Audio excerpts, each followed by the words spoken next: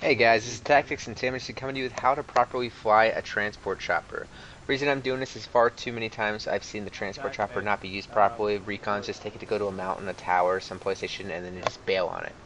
Now, when it's used properly, it can be devastating on the battlefield. Most of the video you're going to see here is just going to be on Operation Firestorm Conquest because you actually get both transport choppers on the map. It's the only map that you actually do. Other maps you get to play are maps like Gulf of Foam Conquest, Wake Island, Assault 2, you get it on Dame Van Peak Rush, you get it on Caspian Rush, but those are always just the Venom, not the Kasaka involved. So here I'm just going to go ahead and talk about that. First things first is the loadouts. If you're flying by yourself, you don't have a friend, always be an engineer so you can land and fix a chopper if necessary. If you are playing with a friend, try to be a support so you can throw an ammo pack in the chopper and that you can have your friend use a javelin when necessary to help take on tanks and other ground vehicles instead of just gunning all the time. That way they're always loaded up. Just quick trick, make sure that you aim down at the floor of the chopper when you're throwing your ammo pack on. It's the only way to make sure it goes through. You can't aim straight, you can't aim up. Okay, so that's out of the way. Now the next thing that we're going to talk about is the transport chopper itself. The only thing you get on it, perk-wise, is below radar. You do not get anything like air radar, ECM, anything like that. So always be aware that if a chopper is shooting at you, if say a mobile AA or something along those lines are shooting at you, you can go below radar. You can make sure that you can't get locked on. But as always, a stinger can hit you. So for a pilot, the role of a pilot is to make sure that his gunner always has a shot on a target. With the transport chopper, there's pretty much a pecking order of things that you should do. But being the pilot, you got to make sure that you're always giving your gunner the chance to be able to get that shot that he needs, and also make sure that you're dropping teammates off when given the opportunity. So let's talk about that order I was talking about. The first would be the attack chopper. It's the first thing that I look for in the sky and to be able to fight. Now, speaking of what I'm looking for, I usually fly the transport chopper in third person. I like for my gunner to be on the left because you have about 2/3 the screen open on the left side when you're in third person compared to a third on the right. And also, I fly in third person just because I can see enemies better to help my gunner out. I can keep him lined up because I can see where his bullets are going. You can follow the trail, get your gunner in a better position to hit his targets. And the only times I'm in first person is if I'm spotting, as well as picking up teammates or trying to roadkill an enemy. So that's basically it for that. But now let's get back to the attack chopper. It probably poses the most dangerous threat to you because they can hit you with the heat seekers. The gunner can take you out easily, as well as if they're using TV missiles, you're disabled to one hit. So the best way is to sneak up on an attack chopper. If he doesn't notice you're there, make sure you get above him, get close to him, and then let your gunner go. Though just hope that if you're with a random gunner, he just doesn't start shooting randomly ahead of time, give your position away, because it makes it very difficult. But the key is to always stay on top of the attack chopper. That way the gunner can't do much damage unless if the attack chopper is tilting back and giving the gunner a shot. So just keep that in mind. I do the same way against a transport chopper. When it comes to choppers, it's always easier to stay on top of them, get a surprise attack if possible, but always keep the height advantage. It makes it much easier for you to be able to see the target, keep them up, lined up for your gunner, and just do the maximum amount of damage without getting hurt in return. Next thing in the order is tanks. Best way to fight a tank is you drop it right on top of their head, let your gunner do all the damage to them without being able to get shot by the main cannon. It's very easy to do this. Remember, you do more damage to the back and to the side of a tank than you would to the front.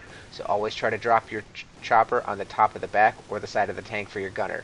If they do have a gunner, do as much damage as you can before you're getting ready to get disabled, which is below 35 health for a chopper, and then get out of there so your NG can fix you and you can get back and do it again. And the best way to do this, when I talked about that ammo pack, is if you have an extra person shooting javelins to help take out those tanks.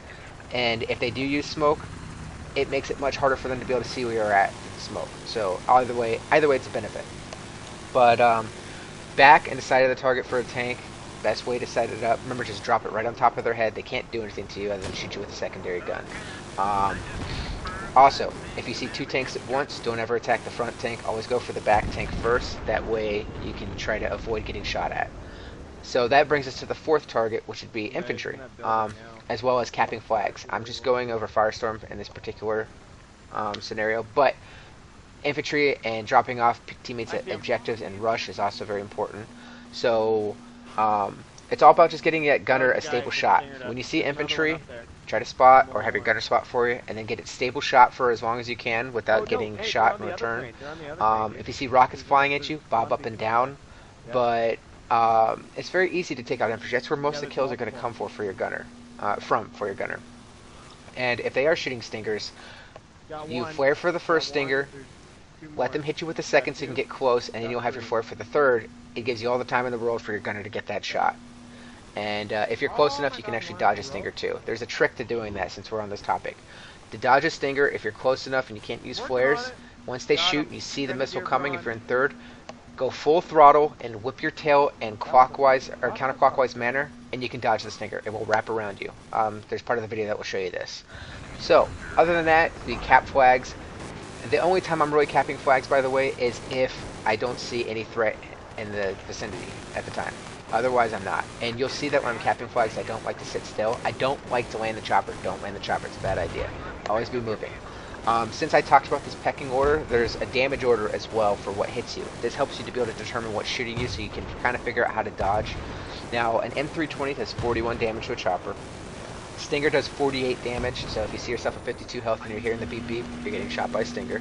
Heat Seekers do 27 damage per rocket, so 54 for the double. If you see yourself at 46 from 100, obviously you got hit by a jet or a chopper.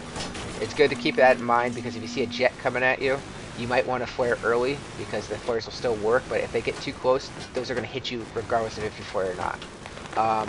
For jabs and guided shells, if you see a sit station on a tank being used, take that tank out right away. If you see a SOFLAM, take it out right away because jabs and guided shells do 67 damage, so if one hit, disable.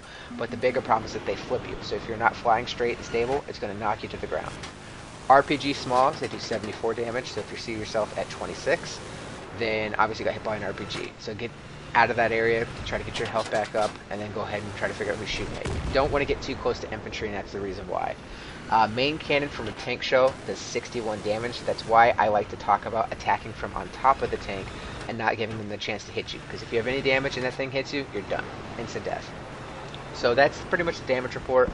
Now guys, I never talked about jets in the pecking order. Reason is because it's not the role of a transport chopper to go after a jet.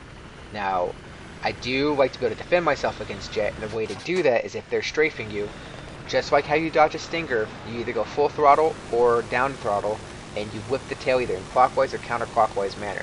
That way you can whip around as the jet goes past you, have your gunner get some shots on them, and do as much damage as possible.